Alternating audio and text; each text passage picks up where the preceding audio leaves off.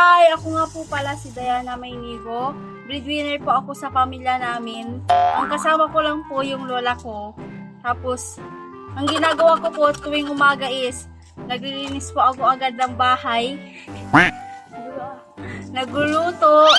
Tapos, may mga aso po kami. Tapos, winawalisan ko po yung mga tae nila. Tapos, yung lola ko po is, madaldal po talaga siya.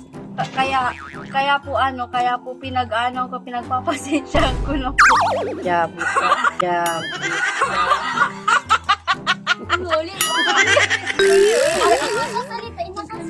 Ay, no, may isip kunyari, kinlaba, may skincare ba? Ode, ako po pala si Diana Maynigo. Yung lola ko po is, na po siya, yung wala na po siyang pandinig. Kaya minsan naiinis na din po ako minsan. Pero okay lang po. Ano ba ako ko? Yung lola ko po, paligoy-ligoy na po siya sa ang gapag.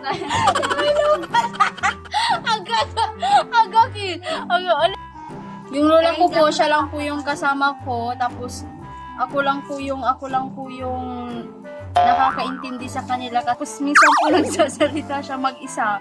Kasi po natatawa po ako kasi ganun po talaga yung lola ko. Ako po yung nag-iisang yung kasama po ng lola ko. Ako rin po yung yung naglilinis po sa bahay namin. Tapos yung lola ko nagpapampers na po kasi siya, hindi na rin po siya nakakapagsalita. Tapos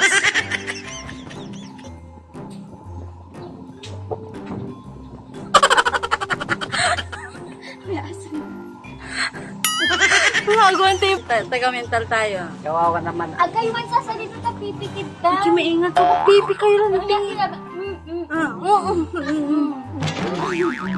Nararangal niya, oh.